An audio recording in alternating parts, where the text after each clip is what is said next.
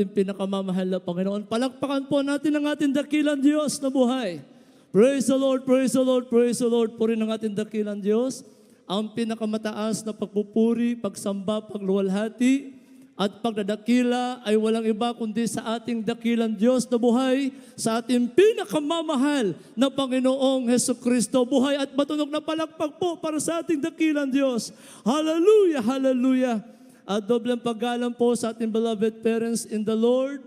Patuloy ang pag-alala sa mga aral, turo, pangangaral po ng ating minamahal at ginagalang na Pastor Roldy Estrada Almeda, the end-time prophet of our loving God, and our beloved Assistant Pastor Lina C. Almeda, our beloved Mama Dear, and greetings to all beloved Almeda children, praise God, to all beloved brethren, mga minamahal, saman po kayo dako na nanggaling sa buong mundong ito, isa mapagpalang hapon po sa ating lahat sa pangalan ng ating dakilang Diyos. Amen, hallelujah.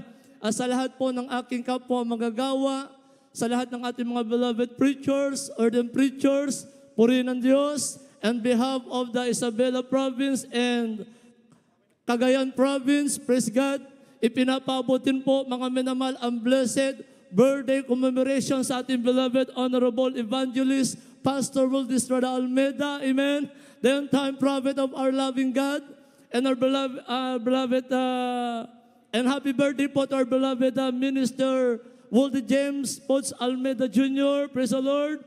Hallelujah. Puri ng ating dakilang Diyos. At sa oras ito, mga minamahal, ang pinakamataas sa pagpupuri, paglawalhati ay tanging sa ating dakilang Diyos. Puri ng ating mahal na Panginoon Jesus. At sa pagkakataong ito, introduce ko po ang ating mahal na kapatid, ating beloved Sister Marisa Ugadan, na kung saan mga minamahal, ito po ay nag-viral last week, kung hindi po ako nagkamali, na sa kanyang patotoo, mga minamahal, 2 taon po ang kanyang tiyan, mga minamahal na taglay na may karamdaman na bukol. Ang ating mahal na kapatid, mga minamahal, sa doktor, sa medisina, sa albularyo, sa hospital, maintenance po ng hospital, mga minamahal ng medisina. Alam nyo, mga minamahal, praise God, hallelujah. Purihin ang dakilang Diyos na buhay. Hallelujah. Nabigyan po siya ng pagkakataon upang nabahagina ng salita ng Diyos sa pamagitan ng kanyang beloved pinsan, mga minamahal. Pinagpala ng ating dakilang Diyos, mga minamahal. First Sunday na po kanyang pagdalo, mga kapatid, tinanggap niya ang ating mahal na Panginoon bilang Diyos at Hari, tagapagligtas ng kanyang buhay. At tinanggap na rin po ang pagbautismo, mga minamahal. After mga minamahal ng gawain, lumapit sa akin, umiiyak, nagpapaalam dahil wala ng kalutasan ang kanyang karamdaman. Ang sabi niya, brother, tulungan mo naman ako. Pagod na ako sa aking karamdaman. 2 taon, yung akin tiyan na hindi ko alam kung paano magamot. Sa CT scan, sa ultrasound, walang ibang nakita ng doktor, sabi mga minamahal, yung laki ng akin tiyan na 2 taon, tubig at kasing laking piraso ng 5 pesos na bukol sa akin tiyan, sabi niya mga minamahal. Hallelujah, puri ng Diyos. Sabi ko naman sa kanya, ate, alam ko na subukan mo lahat ng mga magagamot, hospital, doctor, maintenance ka ng gamot. Sabi ko sa kanya, subukan mo ang Diyos ng Jesus Miracle Crusade. Ang Diyos ay totoo. Ang Diyos ay great miracle. Ang Diyos na pinagliligtas sa banal na ministeryong ito. Sabi niya, mga minamahal, anong gagawin ko? Sundin mo lang ang kalooban ng Diyos, mapabautismo ka. Alam niyo, mga minamahal, sa pagbautismo namin sa kanya, paki-flash po kung meron po yung pagbautismo. Hallelujah. Hirap na hirap lumakad. 200 meters, mga minamahal, bago makarating sa ilog, mga minamahal ko. Hindi po niya may hagbang ang kanyang mga paa. Di man namin po siya mabuhat dahil ang laki-laki, nagmanas po buong katawan. No? Himala ng ating dakilang Diyos, mga minamahal kong kapatid. Hallelujah. Sabi ko sa kanya, kahit every Sunday ka lang dumalo, kasalanan ko na sa Mahal Pino, sabi ko, dahil pag sinusundo siya ng tricycle, nayuyugyug yung tricycle, nagbabounce yung kanyang malaking tiyan. No? Kawawang-kawawa ang kanyang kalagayan. Sabi ko sa kanya, kahit every Sunday ka magsumikap ka, nabautismohan ka na, simula ng pagpapala na ng Diyos sa iyong buhay, sabi ko sa kanya, nung after na nabautismohan, sabi ko, anong pakiramdam mo? Sabi niya, brother, parang ang gaan naman na yung pakiramdam ko. Yung aking paa parang hindi na maapak sa aking dinadaanan sa lupa. Sabi niya, mga minamahal, sabi ko sa kanya, yan na po ang simula na ikay pagpalain ng ating dakilang Diyos. Ilocano po kasi siya, mga minamahal, i-translate ko na lang po mamaya, no? Ating beloved Sister Marisa Ugadan, kindly po, magpatotoo po kayo.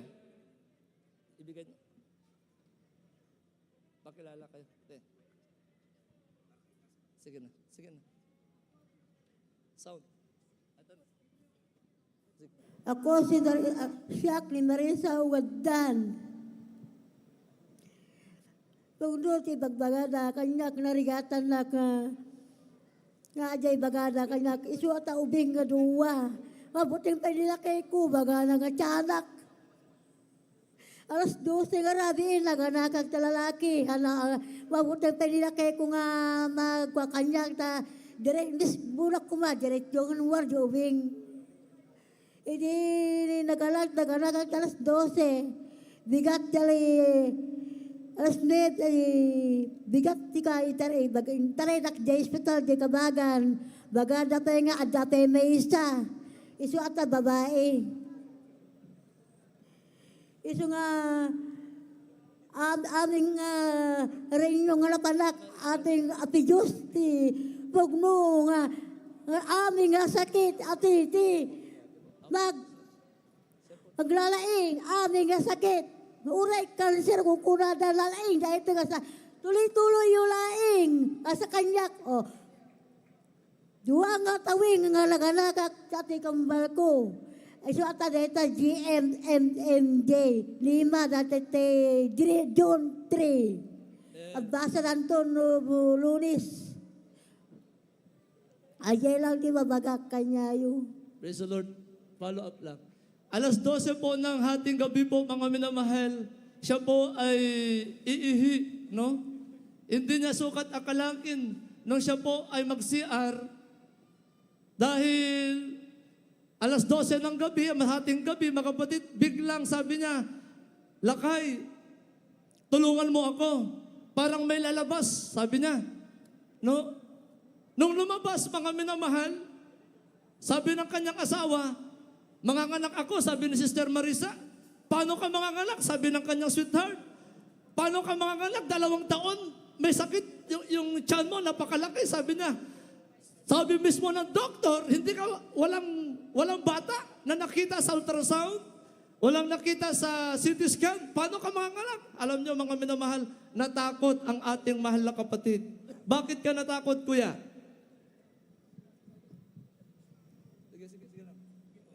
Gina Dr. Tanjo ayawan tu naskan tetaping. Gina Dr. Laman tu kwa bukul anda dan ngitala guna sana. Iyari ka pato naga nasinga talan na la naga na ya kagidalu tu amu palapa canak. Amen. I-translate ko, no? Natakot siya na tulungan ang kanyang beloved wife dahil nung paglabas ng isa, tumagbo sa kanyang biyanan, ay sa kanyang nanay. Dahil sabi niya, bakit ka natakot? Asawa mo yun, baka may manganganak yung asawa mo. Hindi, sabi niya, baka tiyanak ang lalabas.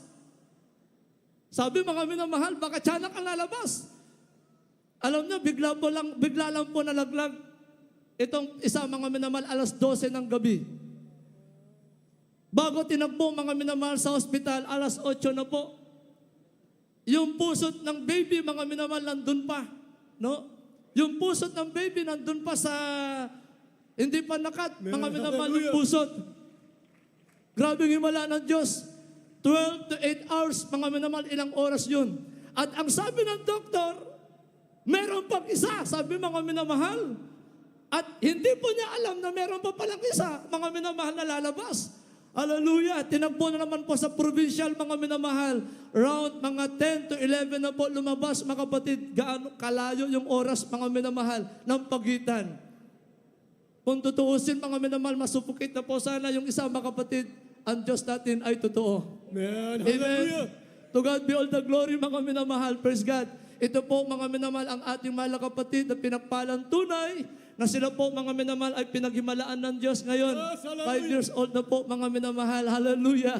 Ang pagpapala ng Diyos na sabi ng doktor, mga minamahal, hindi po baby, mga minamahal, subalit nung lumabas, kambal pa. Amen. Praise the Lord. Hallelujah. To God be all the glory, mga minamahal. Yan po ang kapuri-puri gawa ng ating dakilang Diyos. Kaya lahat ng kapurihan at pasasalamat ay tanging sa ating pinakamamahal na Panginoong Sus po lamang. Praise the Lord. Praise the Lord. Purihin Amen. po ating pinakamanalap ka naman. God bless you po mga kapatid. Beloved Joey, beloved Sister Marisa, and the beloved husband. Tingnan niyo po mga imposible sa lahat ng mga imposible mga mga ating Sister Marisa.